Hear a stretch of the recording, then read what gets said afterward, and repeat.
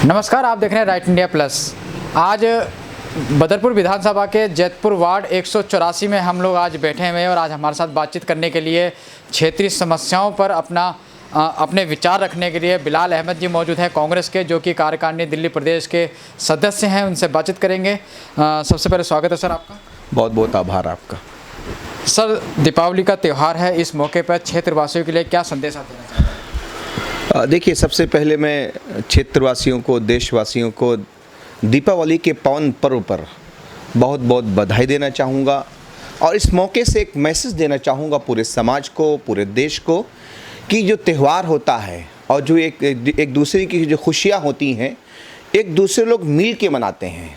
तो हम तमाम लोगों को, हिंदू हो, मुस्लिम हो, सिख हो, ईसाई हो, सभी के त्यौहार में आकर देश के लिए, देश के नेशन के लिए हम सब लोग आएँ, मिलकर खुशियाँ बांटें और एक दूसरे के त्यौहार पे हम लोग खुशियाँ बांटें वहाँ पर जाकर। सर, त्यौहार से अगर बात करी जाए तो दीपावली दीपों का त्यौहार है।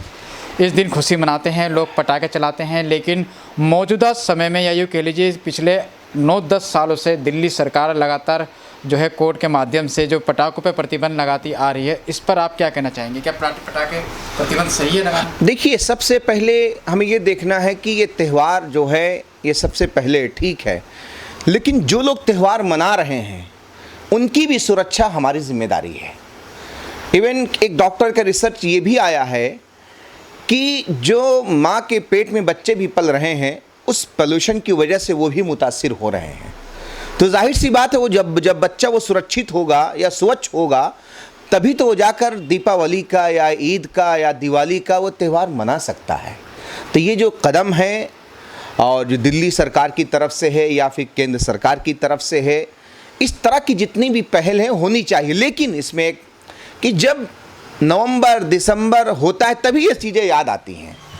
अगर हम 24 यानी अगर साल में हम इसको लेकर काम करते रहें तो मेरे ख्याल से इस पर प्रतिबंध लगाने की ज़रूरत नहीं पड़ेगी, क्योंकि जो खुशियों का त्यौहार होता है वो 1 दिन का होता है, 2 दिन का होता है। और घर में बच्चे होते हैं, बच्चों के अंदर एक उमंग होती है, एक तैयारियां होती हैं। हमारा भी बचपन गुजरा है, आपका भी बचपन गुजरा होगा। तो उस वक्त देखिए, तकरीबन 10 साल हम पीछे जाएं, यूपीए जब शीला दीक्षित जी की सरकार थी, उनको ग्रीन यानी दिल्ली में इनके अवार्ड मिला था इस बात का कि आपने दिल्ली को पोल्यूशन फ्री बना दिया है। वो भी यहाँ से नहीं मिला था, मेरे ख्याल से यूएसए से वो अवार्ड मिला था। तो अगर इसी तरीके से आप लोग केंद्र सरकार और दिल्ली सरकार मिल के पोल्यूशन को लेके वार करेगी यानी उस पर लड़ाई लड़ेगी, तो ऑटोमेटिक मुझे किसी भी, यानी अभी छठ पूजा आएगी तो हम देखेंगे नाव में टहलते हुए उनके मंत्री मिल जाएंगे।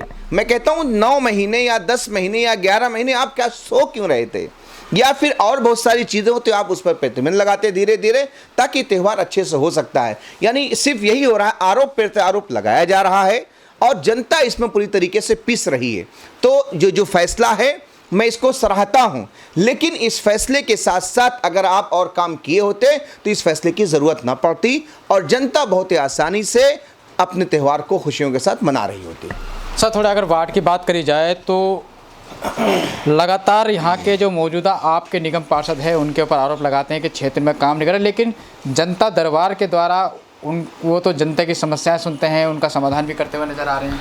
देखिए, आपको सबसे पहले ये पता होना चाहिए ये गुरु कौन है इनका। दिल्ली के मुखिया अरविंद केजरीवाल साहब हैं, उनके यहाँ कथनी और करनी में काफ़ी फ़र्क है। आप देखिए, एजुकेशन मॉडल देश नहीं विदेश में चर्चित बताते हैं। एमसीडी के अंदर हमारा स्कूल ये आता है, आप जाकर सर्वे कर लीजिए और उनसे भी जाकर पूछ लीजिए कि हमारे इस स्कूल की क्या दुर्दशा है। एक मरतबा आपने खुद हमसे कई मरतबा बोला यहाँ मोड़बंद पे एक स्कूल है, उसकी क्या दुर्दशा हो रखी है। आप इससे आगे बढ़ेंगे, ये एरिया आता है, कंचन कुंज का एरिया आता है, वहाँ पे कई सारे स्कूल्स हैं जो कि बच्चों को स्कूल तक पहुँचने के लिए कई सारी नालियों से गुजरना पड़ता है। तो जो पेपर में दिखता है या फिर जो फोटो में दिखता है या फिर जो प्रचार में दिखता है वो ज़मीनी स्तर पर ऐसा है नहीं। यानी जो दिखला रहे हैं वो सोशल मीडिया में वो चीज़ें दिख रही हैं कि उनका जनता दरबार चल रहा है, उन्हीं के 2-4 लोग होते हैं जो कथाकथित प्लानिंग के तहत बैठा ले जाते हैं, कथाकथित अपने एडवर्टाइजमेंट के लिए उनसे बुलवाया जाता है, वो स्क्रिप्ट तैयार की जाती है और कभी मेयर को बुला लिया जाता है ताकि हमारा यहाँ पे और बढ़ जावे, कभी और किसी नेता को बुला लिया जाता है। तो जनता को काम चाहिए, सिर्फ प्रचार से कोई मतलब नहीं होगा। बच्चे आते, बच्चों के पेरेंट्स आते हैं हमारे पास कि बिलाल भाई हमारे बच्चों का एडमिशन नहीं हो रहा है, बोलते बिलाल भाई हमारे यहाँ पर जो डिस्पेंसरी है वहाँ पे दवाइयाँ नहीं हैं, यहाँ पर डिस्पेंसरी जहाँ पे ब्लड टेस्ट नहीं होता है। लेकिन आप उनके जो चैनल है या उनका जो वेबसाइट उसमें देखिए कि हमारी डिस्पेंसरी में सभी तरह के टेस्ट होते हैं। तो जो उनके वादे पूरी तरीके से खोखले हैं, तो वो जनता दरबार है वो पूरी तरीके से खोखला है और कथाकथित प्लानिंग के तहत वो लोगों ने अपने लोगों को बैठा रखा है वहाँ पर। अच्छा सर, चलते चलते आपसे एक आखिरी सवाल पूछना चाहता हूँ। तकरीबन 3.5 साल हो गए हैं यहाँ पे भाजपा के विधायक को और 5 साल होने वाले हैं यहाँ पे जो है मेंबर ऑफ पार्लियामेंट को। उसके अलावा 1 साल का कार्यकाल तक तकरीबन निगम पार्षद का भी हो गया है। तो अब क्या लगता है आपको, विकास पुरुष की विधानसभा में या आम आदमी पार्टी के राज में अभी भी कुछ समस्याएं ऐसी हैं जिनका समाधान होना बाकी है? देखिए, हमारे एरिया में तो कोई समस्या का हल ही नहीं हुआ अभी तक।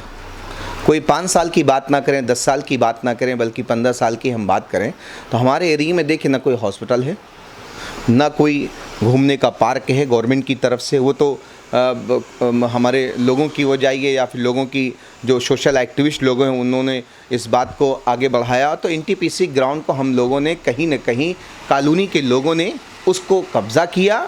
कब्ज़ा करके फिर पार्षद महोदय जो हमारे इससे पहले पूर्व पार्षद रहे हैं, एमएलए साहब, उनके ज़रिए से मिलके वो पार्क बना है। लेकिन अभी भी वो पार्क चढ़ा नहीं है। आपको याद होगा अभी एक दूसरा पार्क जो बना है दूसरी तरफ, वहाँ पे एक मंदिर बनाई गई है। मंदिर उस पर पीएल दाखिल कराई गई है। हो सकता है उस पर सुनवाई भी हो। पता ये चला वो ज़मीन या तो एनटीपीसी की है या तो डीएलएफ डीडीए की है। इन दोनों लोगों की वो ज़मीन है। तो जाहिर सी बात है वो गवर्नमेंट की ज़मीन है, वो किसी दिन भी कोई प्रोजेक्ट ला के उसको ख़त्म कर सकती है। तो ना हमारे यहाँ हॉस्पिटल है, ना हमारे यहाँ कोई अच्छा स्कूल है कन्याओं के बच्चियों के लिए, ना हमारे यहाँ कोई बारात घर है, ना हमारे यहाँ ऐसा। आप ये देखिए रोड देखिए जो बन रहा है, पिछले कई सालों से बन रहा है, लेकिन अभी तक वो रोड ऐसे पड़ा हुआ है और उस पर कोई सुनवाई नहीं है। उस रोड से आप नीचे उतरेंगे कंचनपुंज का एरिया आता है, वहाँ पर भी आम आदमी पार्टी के विधायक आते हैं, वहाँ पर भी कोई काम नहीं हो रहा है। तो हमारे यहाँ जो लोगों ने ये कहा है कि महापुरुष हैं और वो विकास पुरुष हैं और इस तरीके की बात है, तो हमें तो कहीं ये चीज़ें दिखी नहीं। और रहा मसला सांसद महोदय का, वो तो बस हमें दिखे ही नहीं कभी। इवन वो कभी जब बाढ़ जब यहाँ पर आई हुई थी तो बहुत सारे लोग थे, तो 1-2 मरतबा चलते फिरते हमें दिख गया अधिकारियों के साथ, उसके बाद हमने उनको कहीं देखा नहीं। तो हमारे एरिया में किसी तरह का कोई भी कार्य नहीं हुआ है। जो भी कार्य हुआ है रामे बिधूली के वक्त में, वो स्वर्गीय शीला दीक्षित जी के यहाँ से काम हुआ था और वहीं से फंड लाया गया था। उसके बाद कोई काम नहीं हुआ है हमारे। आपका ये मानना है कि जो प्रोजेक्ट शीला दीक्षित द्वारा छोड़े गए थे या उनके द्वारा जो प्रोजेक्ट लाए गए थे उन्हीं पे काम हुआ है, उसके अलावा कोई नया कोई प्रोजेक्ट नहीं आया? मैं क्या कह रहा हूँ, आप ये जो स्कूल बना हुआ है ये भी स्वर्गीय शीला दीक्षित की देन थी, और ये जो रोड अभी बनना है ये भी स्वर्गीय शीला दीक्षित जी की देन। जो बन रहा है हाँ, वो भी स्वर्गीय शीला दीक्षित जी की देन। वो रोड पहले से पास हो चुका था, लेकिन अभी तक आपस की कीमागोइयों की वजह से आपस में वार कि हम बनाएंगे आप बनाएंगे, ये भी शीला दीक्षित जी की देन थी पहले ही। और इसी तरीके से आप ये रोड जिस पे बच्चे चल रहे हैं हमारे, आप भी चल कर आए होंगे, ये स्वर्गीय शीला दीक्षित जी की देन ये सब रोड है। कोई नया कोई प्रोजेक्ट नहीं है, ना दिल्ली सरकार की तरफ से आया ना कोई केंद्र सरकार की तरफ से आया है। मैं तो अलग ऐलान इस बात को कहता हूँ, अगर उनके कोई प्रतिनिधि हैं हमसे आकर डिबेट भी कर सकते हैं, बात भी कर सकते हैं, चाहे आम आदमी पार्टी के हों चाहे वो बीजेपी के हों। लेकिन हम ये कहेंगे जो उन लोगों का काम वो लोग पूरी तरीके से काम नहीं कर रहे हैं। सिर्फ वो लोग उन चीज़ों पे ध्यान दे रहे हैं कि कहाँ पे हम किस तरीके से जनता को परेशान करके जनता को खून किस तरह चूसा जाए, उनका वहाँ से किस तरीके से पैसा कमाया जाए। आप 2 दिन पहले यहाँ पर देखिए एसडीएम साहब को भेजा गया, वो पता है कथाकथित प्लानिंग के तहत भेजा गया ताकि वहाँ से उगाई की जाए, और उगाई की जा रही है। हमने इससे पहले भी बाकायदा पार्षद महोदय पे, पति पार्षद महोदय पे हमने इल्ज़ाम भी लगाया, लेकिन अभी तक उन्होंने कोई जवाब नहीं दिया। मैंने आपके चैनल के माध्यम से ही बोला था, और इसी तरीके से उनके लोग घूम रहे हैं। मतलब मैं ये कह रहा हूँ कि जिस नालियाँ सफाई करने के लिए आप ये कहते हैं कि आप मुझे फोटो भेजिए, लेकिन अगर कहीं बिल्डिंग बननी होती तो आपके लोग फोटो खींच के लेके चले जाते हैं, यानी वहाँ से आपका फ़ायदा हो रहा है इसलिए आपके लोग घूम रहे हैं। नालियाँ सफाई करने में कोई आपका फ़ायदा नहीं हो रहा है। लेकिन आप ये देखिए, जिस तरीके से नालियाँ सफाई नहीं होंगी तो वहाँ पे डेंगू होगा, मच्छर होगा। लेकिन एक आदमी अपना कूलर रखा हुआ, उसका चालान काट के लव लेटर दे के चले जाते हैं आपके लोग, एमसीडी के अधिकारी। आपके बगैर ना एमसीडी का अधिकारी यहाँ आ सकता है, ना एमसीडी का कोई कर्मचारी यहाँ पे आ सकता है। इसलिए आप इस वार्ड के मालिक हैं, ये आपकी जनता है, आपके लोग हैं, आपका परिवार है। इसको सुरक्षित रखना, स्वच्छ रखना, ये आपकी नैतिक जिम्मेदारी बनती है। सर आपका बहुत बहुत धन्यवाद, आपने अपना कीमती समय दिया। बहुत बहुत आभार आपका।